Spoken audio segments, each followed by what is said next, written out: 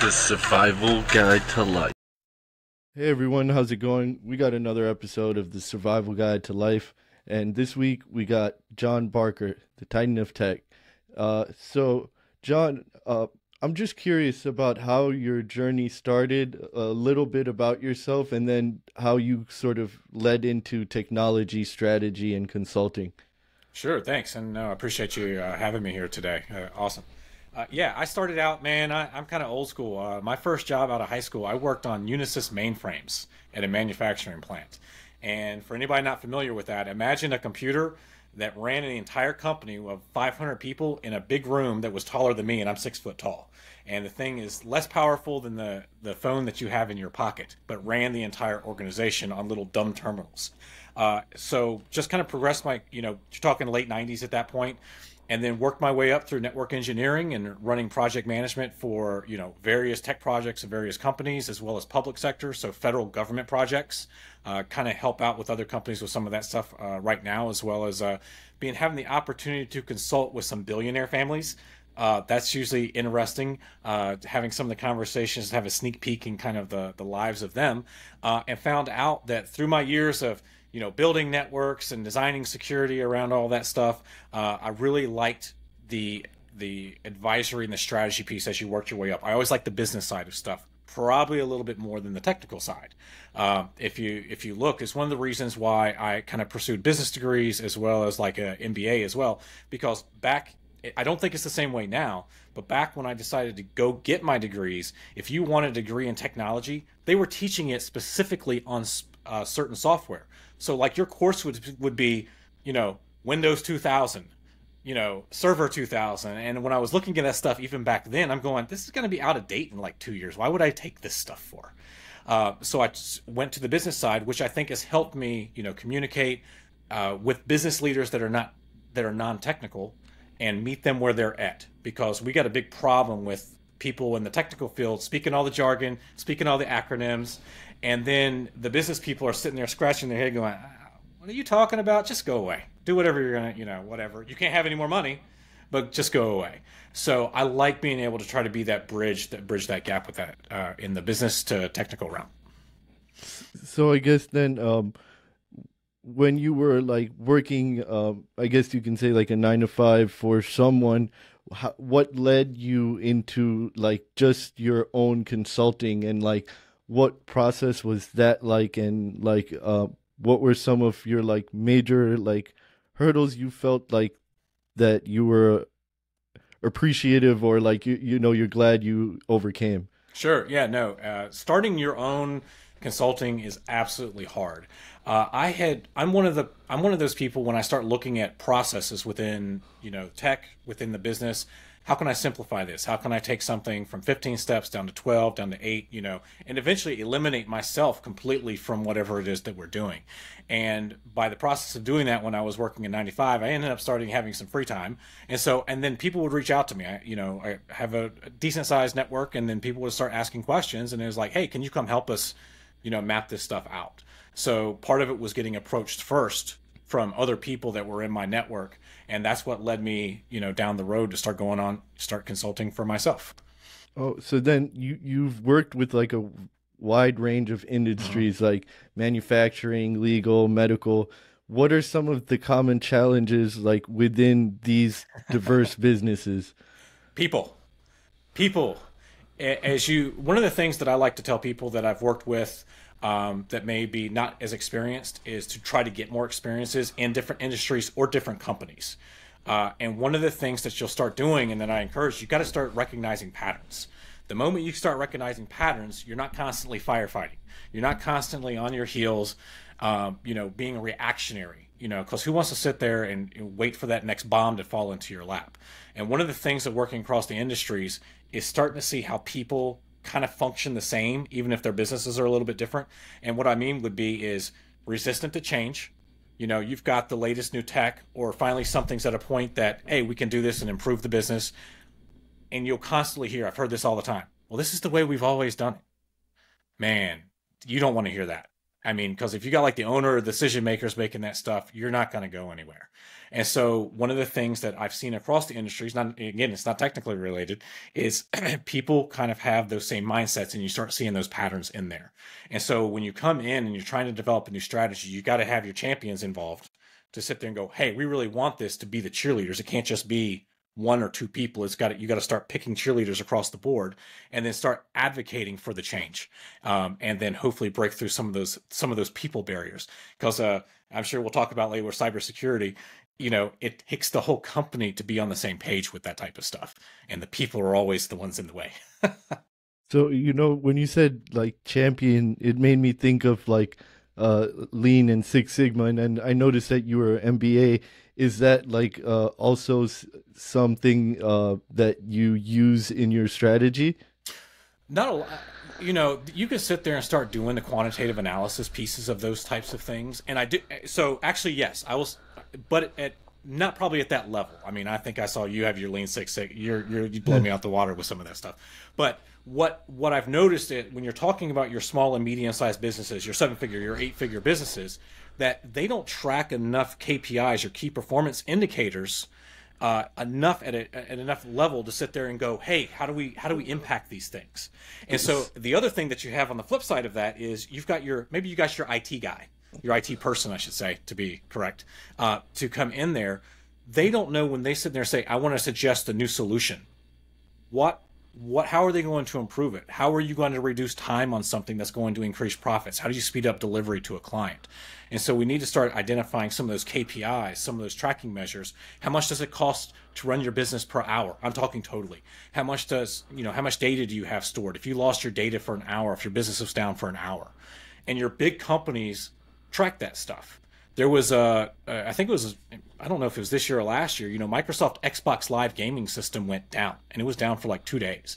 You can't tell me that they don't know to the minute how much money they're losing to sit there and go, oh, we need to put a warm system in here because we lost $5 million in those 48 hours.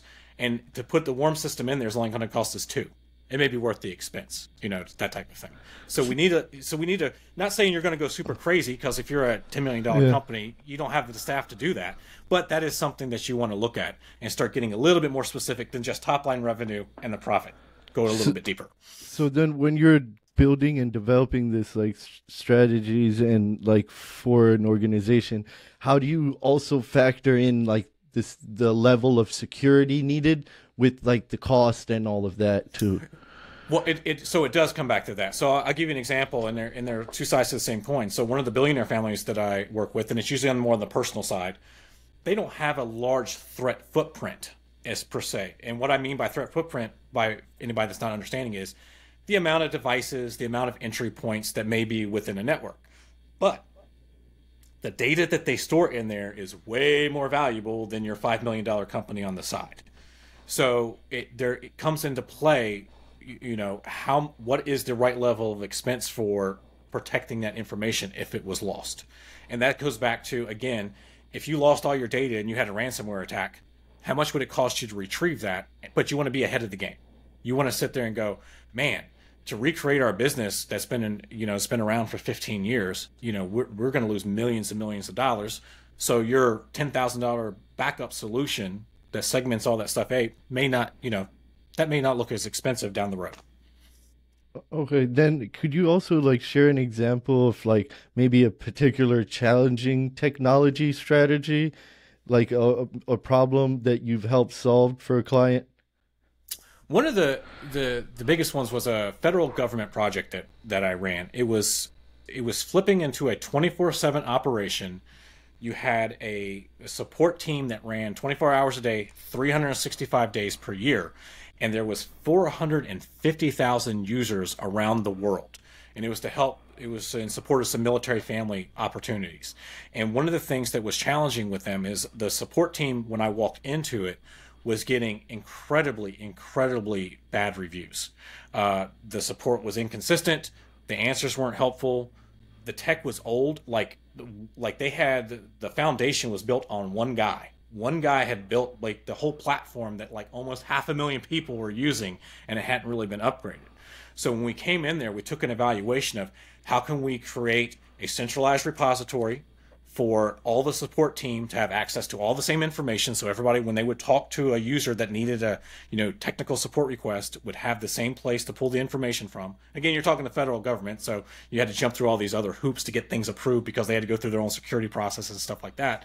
But also work with the development team to sit there and identify upgrades and, hey, does the database, will the database platform that you have in there support this? Do you need more front end systems because more people were coming in there?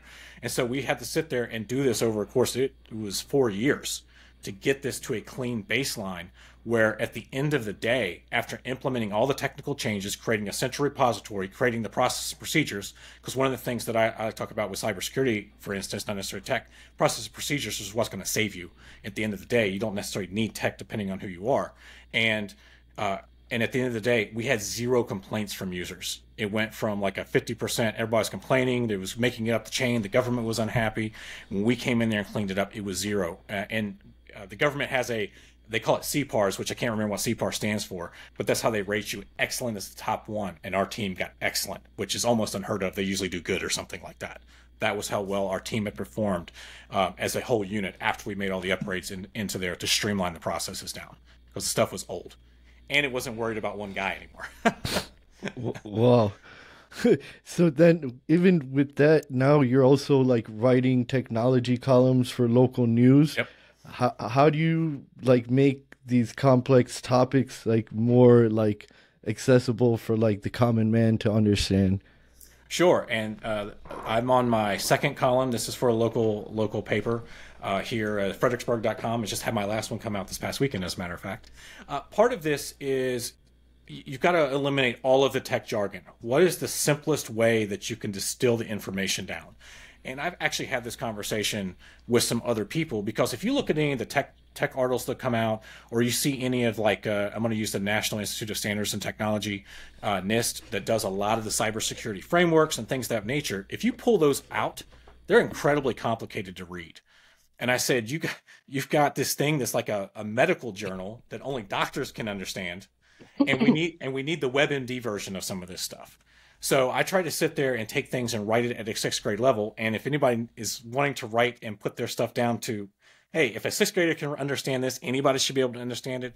I run stuff also through an app called Hemingway, and it helps me do that if there's times that I'm still overcomplicated. Because if you start putting some of those documents in there, no kidding, it comes out at PhD level a lot of times. It will sit there and say, this is 14 and 15 years worth of education. That's how complicated this stuff is now. And we need to get that down to, where everybody can understand. Wow. So then, I mean, with cybersecurity, it's like always evolving. What are some of the things that you do to like stay up to date and like make sure that you're up to date with everything that's going on in the field? Sure. There it is. I mean, there's not a day you don't go, or a week at least, you don't go by that a major organization hasn't had some sort of breach. I actually am involved in several volunteer groups that help me kind of stay in tune with what's going on. One of them, this one in particular I'm getting ready to mention, is taking volunteer applications now. It's called CISSP.us. And I'm part of a reporting team where we'll sit there and take scenarios and align them to a cybersecurity framework, because that organization is tied into the federal government as well as other countries. So that gives me a little exposure of some of the threats and story things that you wouldn't necessarily think about. And I wish I could tell them here, but I'm under an NDA, so I can't tell you some of the scenarios that I've seen come through. But some of them are like legitimately scary, like legitimately could start a war if these things weren't handled. So I get to see some of those with those volunteering. And again, taking applications, CSFI.us, if anybody wants to do that. Writing the article. I sit also on the technical advisory committee for our school system here.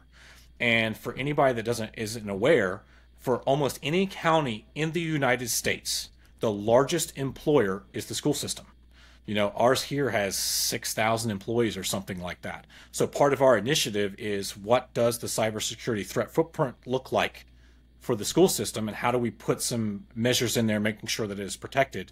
Because, look at all the personal identifiable information that the school system holds. I think everybody can agree teachers are underpaid, staff, they don't have enough resources. That's also the case when you're talking at the central office level. So I get to see some of the stuff that they're working in, and I highly encourage everybody to pick a thing, pick the one thing to go get involved in, and see what's happening outside of your scope. And additionally, if you're in the, I know you've got your certifications, you're working on your CISSP. It counts as PDUs. It counts as continuing ed that you can report back to the certification. So I highly encourage everybody to get involved in some sort of volunteer aspect in the community. That's great. So it really seems like collaboration and like alignment seem to be like one of the key themes of your approaches in like technology. Like the importance of teamwork, and also shared goals.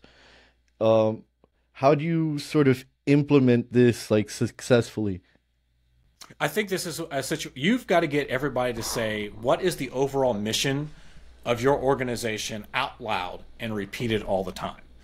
Because if the leaders of an organization are sitting here, don't sit there and have that overarching North Star to point at, going, hey, every action you do, every strategy we put in place is to build a better product, build a better widget, serve our client better, pick the thing.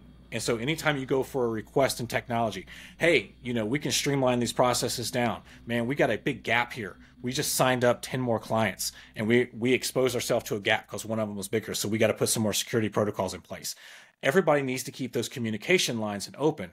So one of the things that, I've stressed and others are stressing as well is if you're in the technology field, you need to learn some of the business skills so you can have the right communication to your non-technical leadership. You don't want to go in there and go, our IP address block is out. We filled up our IP4 address block. We've got to do all this, with subnetting and VLANs and all this kind of stuff, and sit there and speak it in a non-jargon filled language and show the impact as far as if something happened, whether it's downtime, monetary impact, and how much the solution will cost in a way that they'll understand the benefit of what you're trying to present to them, versus immediately dumping into the weeds with tactical and all the jargon-filled stuff. I've seen some discussion online recently of going, well, everybody's saying cyber and tech people need to understand business. Why don't we tell the business leaders, they need to understand tech more? Why isn't it the other way around? Who's cutting the check? Who's going to set the priority? You need to speak their language first. If you're the one in charge, knock yourself out. You get to set the edict, but you need to communicate back or up however that needs to be in a language the other person can understand. Yeah, that makes a lot of sense. So then in regards to like ensuring a safe, secure tech environment, I guess what are like some fundamental or like core strategies like someone or like a business can like implement? Sure. If you go and drill down and distill down any of the major cyber incidents that have occurred online, let's take the Equifax breach from a few years ago, which was the largest dump of personal identifiable information, because I think all of us have a credit report probably with them. It was simply because they didn't patch the servers. Now, I know their footprint's probably huge, but they didn't patch the servers. So NSA and CISA, cybersecurity infrastructure something, they just released their top 10, and they were all process related. This wasn't like one of them was like you could do more network monitoring, but it really comes down to, if you've got a technical team or you've got an MSP that's providing for support, are your systems getting patched? Are you replacing systems that are out of date, that are old? Are you have good password management policy? The basic things that come into there are enough to lock you down and keep a lot of the bad stuff out. And then you also got to have training, because it's usually your employee that's kicking the door open by clicking the link on the web, clicking the link in the email, talking about some of that social engineering and phishing stuff, that you can have your firewall defenses, you can have stuff open, but if the employee kicks the door open and says, hey, come on in, there has to be that. And that's what we talked about, the setting up the culture and the teamwork and the communication. The cyber aspect is not just the responsibility of your technical team. It is the responsibility of every single person that has some sort of data access, technical access to your business environment. It takes everybody involved to do that, and one weak link can open up the door. So, like, even with that, like, if I'm not mistaken, in Las Vegas, what happened. I think it was something as simple as someone calling in and just asking for a password change.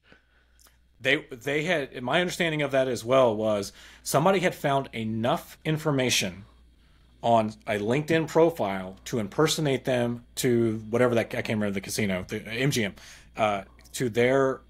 to be able to get passwords and usernames reset over. And to me, that is also a process, as much as a process problem, because if you can just give enough information to verify you're an employee, just off a LinkedIn or a Facebook account or something like that, you don't have tight enough controls over your account access management to verify that, where you need, an employee ID. Most people wouldn't put an employee ID on there. Some other sort of verification method for that not to have happened. Because I know somebody that actually got the gift card scam. This was a few years ago. You familiar with those? They call you up. They usually target grandparents, older people, and a cash register at her fifth place. She did like $7,000 worth of gift cards or something like that before somebody's like, "What are you doing?" Like said, that they usually call. They usually act like they're an emergency. There's urgency, that type of thing. And you've got to have the checks in place to slow down the situation. And I believe the MGM didn't have enough in there to actually validate who the employee was to be able to get a level of that information to shut down the entire system. Followed on top of, they probably didn't have the network segmentation set up that if somebody got in, they couldn't just bounce around wherever they wanted to be able to shut down. They shut down the room keys. The key, your electronic lock stopped working when they did that. So again, some of that is reviewing the process procedures of how you're handling those when somebody needs a password reset. Because that happens. That's probably the biggest tech support request. So, that really makes me think then, like, how big and how much money MGM makes. How come something as simple as, like, defense in depth or, like, just segmenting your network, why would they not take that into account? Or is this something you noticed that, like, not many companies really take that high regard in cybersecurity, as in, if it happens sort of things? You definitely have your smaller organizations sit there and go, if it happens, it happens. Or, I've got a cyber insurance policy, we're protected, which of course, your insurance policy is nothing to do for protection. They may give you money, maybe to get your stuff back. But I think, in the case of the MGM, it could be, and again, this is conjecture, short of resources. Maybe they invest in it, maybe they don't invest enough based on the value of the assets that they're protecting.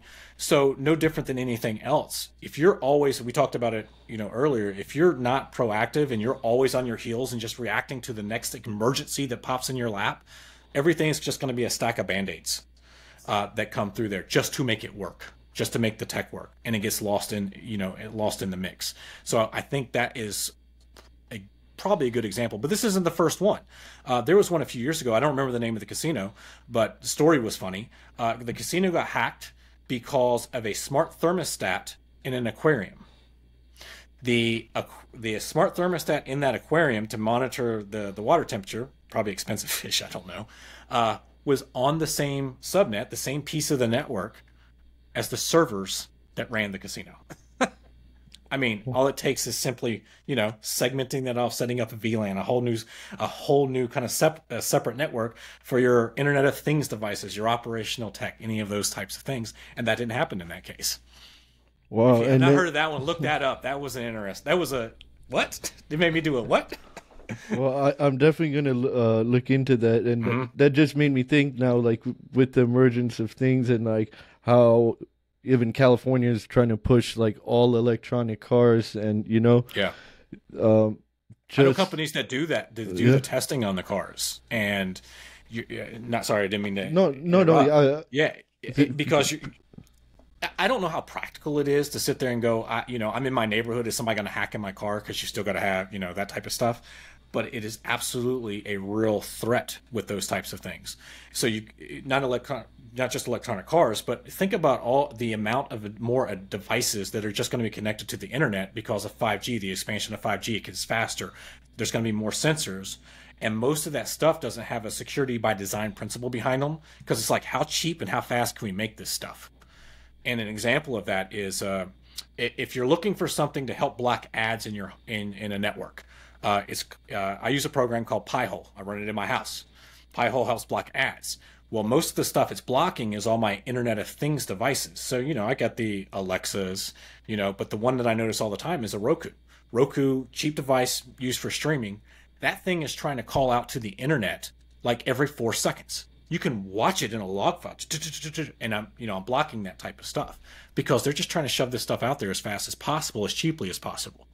And instead of having that security by design mindset where we're like, oh no, we got to actually, make sure that our software is secure, it's more hardened when we ship it out the door, which is harder to do when you're only selling a device that may be $20.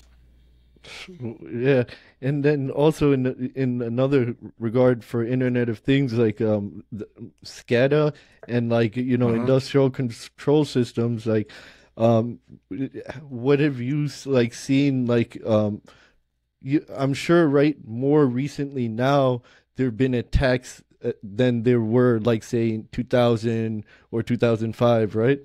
There has been some. This is an area that I don't have as much experience in with those. I've been around, actually more around some of the election stuff because I met the guys that actually run election integrity. But when it comes to the SCADA systems, you're talking about the electrical grid is getting hit. There are other companies out there right now that are developing or have developed blockchain technology to try to encrypt the tunnel that those systems work on, the SCADA systems, because if you're not familiar with them, most of them are really, really old. So there's not a lot you can do with them, and I don't think a rip and replace in a lot of those cases is happening. Our electrical grid system is almost 100 years old, something along that line. Our plumbing system in most cities and counties is, I think, probably close to that, depending on the age of the town. So you've got all of those infrastructures that are aging that are still running on old tech. And that's one of those extra things that adds that layer of complexity. And people are actually going out there now and, like I said, trying to reverse engineer, not necessarily to secure the device, but trying to secure at least the communication pathway that they use. Most of them are still using some sort of IP connection, but trying to connect it that way versus trying to modify the device. That's some of the stuff I've seen. They used to run some of those samples at a place that I go up to all the time. I was up there yesterday for a Capture the Flag event called Cyberbytes Foundation. And they had a big wall up there about how they had SCADA systems lined up. And again, not my area of expertise, but how they were encrypting the communication pathway between those devices. Very similar to what happened. What was the oil pipeline a couple years ago that happened in Georgia that shut the stuff down over there? There was instead of having an air gap solution where the pipeline and all that stuff is completely separate from the network, there was like an entry point that allowed them to go in there and do that. So yeah, I'm just saying it's crazy how things that you normally wouldn't think of being attacked now is just being attacked, and having to be proactive and just being able to, I guess, protect it or knowing that it can happen. Oh, and again, yeah, that's anything that you have that is connected to the internet is a risk of an entry point that you have to manage.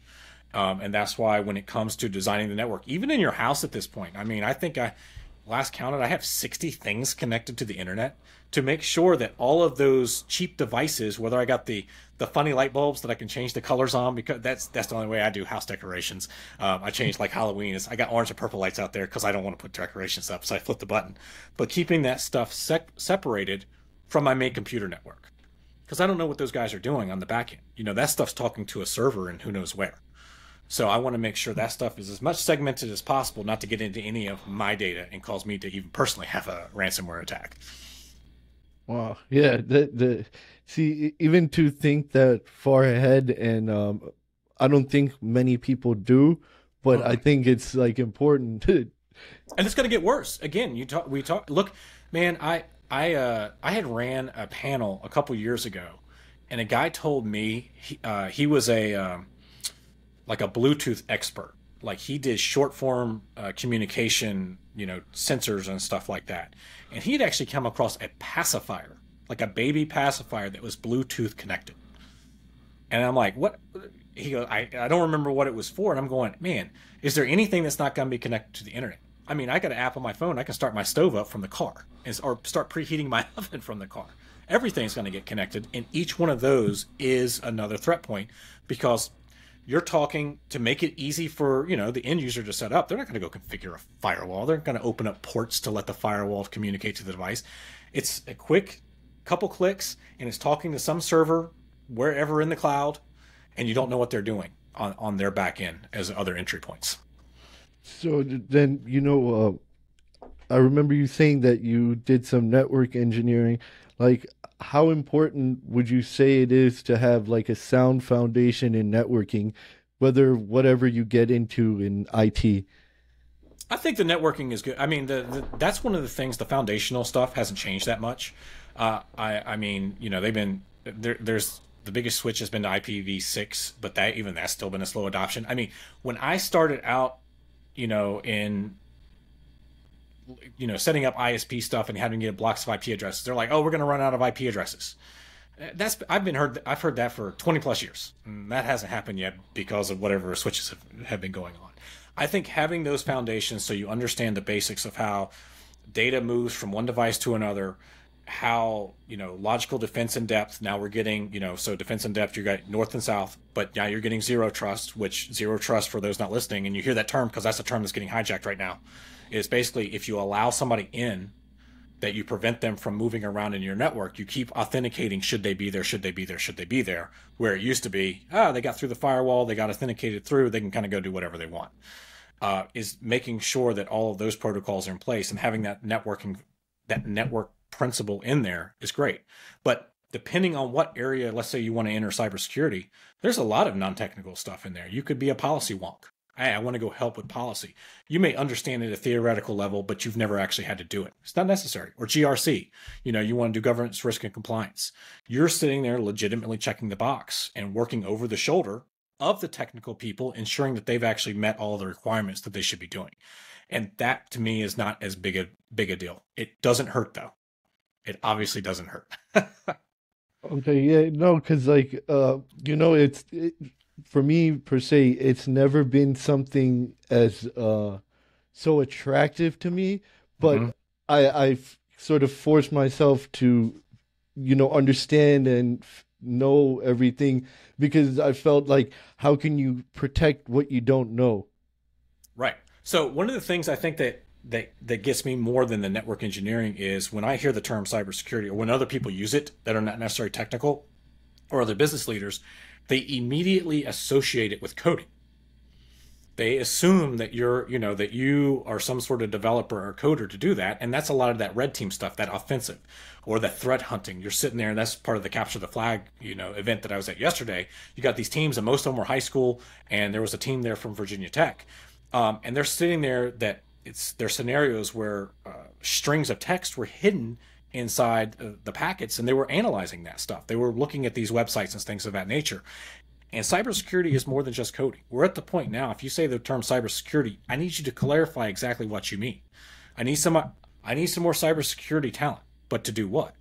Because if you're talking about the basics, account management, access control lists, for accessing data shares, again, password management, patching systems, your network engineers, your network administrators are going to be handling a lot of that part. That's where I say it's the team thing. And you've got to be clear. It's just not the guys that are doing the pen testing to see where your holes are at. That's a great piece of it, of course, but it's not the whole picture. So, no, what do you see, or what are some common like misconceptions of like technology strategy that you kind of encountered through your clients? Well, one of the things is that they really don't need a strategic outlook with the technology. It's just like, I've actually seen this in some of the leadership meetings I've been in with like the county. It's immediately going tactical. Instead of going, here's the vision of what we're trying to accomplish overall as a company, they just go into tactical. And so you just have the technical team sitting there shouting out, like software solutions. Why aren't you running this, antivirus? Or you're running, this, versus going, what are you actually trying to accomplish as a business? And going, oh, you've got like 5 different things we need to handle, and this one solution will handle that. And it's going, hey, let's put the vision in. What is the vision of what you're doing? And once you get the vision, you can start backtracking into going, man, we need layers of technology. We need more people. Maybe it's just processes in place, versus immediately going to the tactical. And everybody likes to jump into that tactical piece and start mentioning software solutions the moment somebody says, I can't do X, Y, Z. So then, when you're always like developing strategies and always in this environment or like in this mindset, I'm sure it could be very like energy draining, and there's also need for like time to unwind and like some leisure. What are some of the things you do on like your free time to like relax and sort of bring back the bar? The juice, yeah. Yeah. So I was always a big gym goer, and then when the sickness that shall not be named occurred, I built the home gym in the house. So I spent a lot of time doing the home gym. Big time movie watcher, but I really do spend a lot of time studying business concepts. If you had a hand of my Kindle right now and saw all the books that are on there, there's a couple fiction books, but the most of it is just trying to get better at some, at the business concepts, do a lot of the cybersecurity reading, things of that nature, and just trying to get better at what I do. I actually do enjoy that piece of it. There was a time that I used to like, man, I love building networks. I would actually have labs set up, when I was younger, when I was building them, and build all these Active Directory, configurations, and blow it out and do it again just to get better at those types of tasks. And then finally I'm like, I don't like doing that stuff anymore. I like doing the business. I like having those conversations. I like having that top level stuff. And one of the other things too, if you get stuck with something, is to take a break. When you are trying to force yourself to solve a problem, come up with a new idea, go do something completely non-related, something that relaxes your brain instead of trying to force it to think. And that usually will let you come up with the idea faster. You just go, oh yeah, and you're not even thinking about it anymore.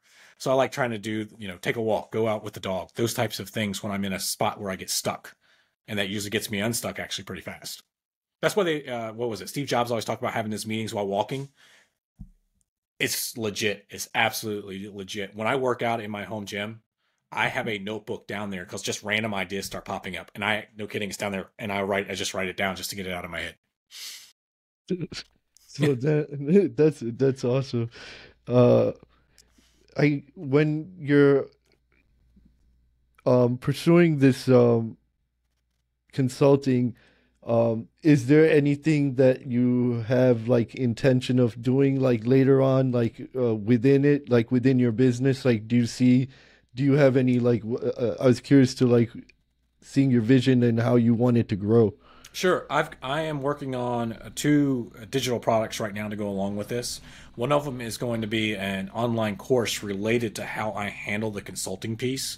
Again, it's tying those business skills to the technical skills so you can have those communications. And right now, I've tentatively called it like roadmap to CIO, because your CIO and a lot of the larger organizations, yeah, they have the tech and they have some of the background, but they're more tied to the business aspects of things. And your chief technical officer may still be completely deep dived into the hands-on, the technical. I met one yesterday. I mean, completely still engineer, that focus. So I want more people exposed to the business side. And the reason for that is what's going to help elevate your career faster if that's what you want. But also get your head out of the keyboard, get your head out from behind the monitor and go interact with your coworkers, your other team members, because that's how you'll build those, again, that solid foundation, that North Star of which way you want to point, if you can communicate them in a way and not hide behind the keyboard. And I think that's helpful for everybody. And then I guess like another question is just like within this space of like, I guess, project management, cybersecurity, how important is it to sort of like network and try to reach out to as many people and like learn from who you can? It's absolutely crucial. One of the things that's happening, and I don't know how much government contracting is a big deal where you live, but I live right near Quantico, right outside DC. So a lot of your big employers out here are government contractors. And there is a new cybersecurity policy that's been in the works for years that's about to actually become official called CMMC. And that's basically the cybersecurity model that anybody that handles certain level or anybody that's a defense contractor has to follow. And being able to bounce ideas off other people at other organizations that may handle more sensitive information, like top secret. Maybe your company doesn't handle top secret. And interpreting the way the rules are. I'm part of, get on Reddit. There is a CMMC group on Reddit of cyber, and the people are just like, hey, our company does XYZ. How do you interpret this rule? What do we need to do? What tech do we need to have in place so we're compliant with the rule?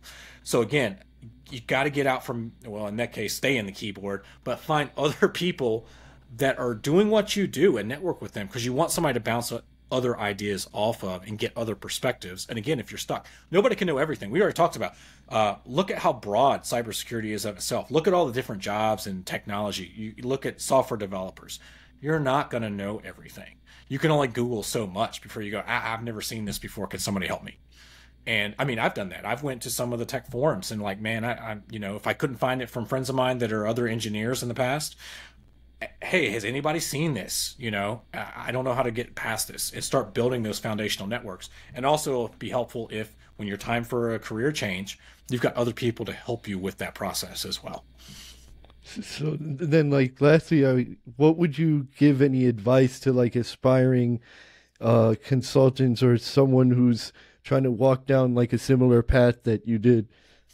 Get exposed to as many different environments and as many different people as you can. By doing that approach that I've had, again, we talked about, you know, I've worked in manufacturing, aviation, education, government contracting, medical, legal, either as a consultant or in the past as a full-time employee. That allowed me to start recognizing patterns. And the more patterns that I was able to recognize in those situations, because everybody wants to say they're unique. They go, oh, there's not. No. You all have a communication platform. You all store data somehow. You all interact with your clients this way. There's a lot of foundational stuff. And the more patterns that you can pick up will make you more effective and faster as a consultant, because you'll see what works in other places. You go, this probably applies to this situation, or this situation is unique. So don't be afraid to go talk to other people. And that's something that comes up to how you're made up as far as a person. Are you an introvert or are you an extrovert? And you can be very successful as an introvert as well. So get out there, meet other people, get into different environments, get exposed to new things. The more things you expose to, the more successful you'll be as a consultant going down the road. And then anyone who's listening, how can they like reach out, you know, and subscribe and find out more? Sure, absolutely. So the social platform I'm active on the most is LinkedIn. It's just John Barker 78. And my website is titanof.tech. And I put out a weekly newsletter there of just like a tech tip. It's usually like that strategic level. The one I've got coming out this week is 26 cybersecurity myths and facts, aimed at those non-technical people. And feel free to subscribe or hit me up, ask a question. No problems. Awesome, and thank you again for your time and providing such a great insight. Great, I appreciate it. Thanks for having me. Mentally, spiritually, financially, consistently,